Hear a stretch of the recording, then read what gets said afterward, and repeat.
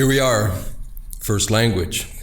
A little bit of history. I kind of like to do it because, one, we stand on the shoulder of giants, and the process of first language is something that, to be honest, I've been working for quite a long while in my own sense, some number of years, in trying to identify this certain dynamic. I do a lot of work, or I have done a lot of work with different systems and devices, and there's been this sense that there's some kind of unifying principle, some kind of, because I like to work with principles, there's something that was, I could kind of sense it, smell it, but really couldn't identify it. Then, I get it.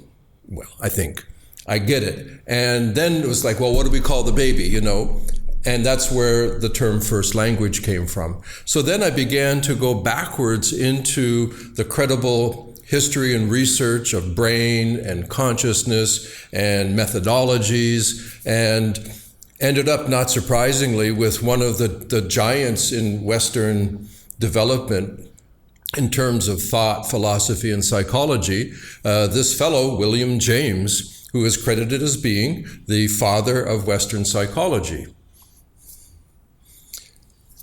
130 years ago, he was way in advance. And to this day, his writings are still potent, his discoveries. He was at Harvard, famous for the principles of psychology, in a book that I had in my youth, because there were very few, the varieties of religious experience. And he had this principle isolated, and I give him credit in my own personal development of what it is. Okay, so what did he see? There's a name that got given. It's called homeomorphism. Homeo, almost like homeopathic, but it means same or similar. Homeomorphism, shape or form. He said that there is a process that ends up creating a kind of a unified basis of interaction, of communication. And he said the reasoning, and I agree with the reasoning, it's quite reasonable, that all living things have evolved here on the planet. Same environment, same atmosphere, same sun, same nutrients. At this early stage, with this commonality, they became interrelated, interdependent because of sharing all these same things. It's like sharing an apartment with a friend. They were sharing everything. And out of this shared experience, they began to rely on each other, communicate with each other. They had to organize these living things. And as they did this, the need for organization, the need for communication ended up creating a fundamental, primal first language. And this language did not depend on higher ideation. There were no brains even in the organisms at this point. There's something so pure and fundamental about this communication that he began to see, wow, every organism has this built in. It's a little bit like the animal, more dramatic, say, with four-legged animals like a giraffe, if you've ever seen one born, and within moments it's wobbling and standing up. How does it know that? It wasn't taught. There's something intrinsic. And he says that this intrinsic communication system, this intrinsic language, is fundamental. I'm going to read a quote because I want to get it right. This is from a lecture he gave, 1890 or 1892. And of course, this is just a simple excerpt. I have it written. He says, the faculties of our brain are adapted in advance to the features of the world in which we dwell. So what does that mean?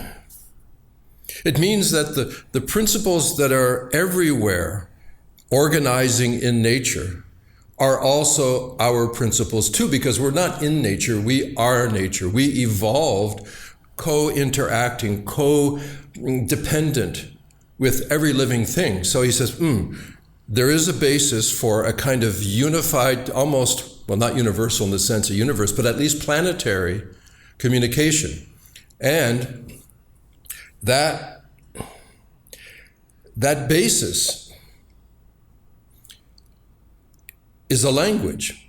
And it's a language that does not depend on thinking to get a knowing. You can't help but recognize from a lot of the traditional spiritual traditions kind of a similar message that ideas can take you so far, but there's another quality of knowing. And in our purpose here, working with neuroplasticity and the brain, we appreciate that the brain works with these principles, that first language is brain language, that if we want to communicate with the human brain, how do we do it? How can we do it? Well, this language, and I'm going to break it down a bit more. I'm going to talk about the grammar of the language and the vocabulary of the language, because that's what language is made up of. We're working a lot with brain frequencies. Oh, 10 hertz is like this, that state. Oh, 40 hertz is like this, or 4 hertz, or, these are, you could say, words in the language. It's vocabulary. But if I say dog, cat, well, those are nouns, those are words, vocabulary. But what meaning do you arrive? You may have an image of a dog or an image of a cat, assuming you've seen them. What about dog, bite, cat? Ooh. Or how about cat loves dog? Or about dog, cat, running? You can see that the vocabulary, the concept of a certain signal, a certain word, a certain frequency is only a part of a much larger communication system. You have to have context. You have to have grammar. So when we look at the first language, understand that it may sound a bit abstract, but it's not. You know it. You know it already. I mean, that's the beauty of it, is that it is a pre-intellectual, pre-learned language. It's like walking. It's like something funny and you laugh. Or it's about the cry of pain. These things are somehow ready, willing, and able to express. So if we want to work with technology, work with the brain, we don't want to just use a bunch of words without any grammar. We want to make sure that the communication has context, has a purpose, has a kind of a meaning. Now, light and sound. As humans, and we'll focus on the species right now, the first language that's been most expressed, most developed, is this thing we call music. Music, sound. It's been much easier for us throughout history to work with sound, voice, percussion, then maybe string, and then maybe wind or whatever. And what is it? What's this urge? Why do we like to do it? And why do we do it well? And why do we like it so much? It's because that's the brain talking to itself. So what we're going to do in the next couple of segments is go a little bit further into the sound aspect, a little bit further into the light aspect, better understand vocabulary. So important. I don't know if it's most important, but also grammar. You gotta know how to turn words into language. That's coming next. Thanks.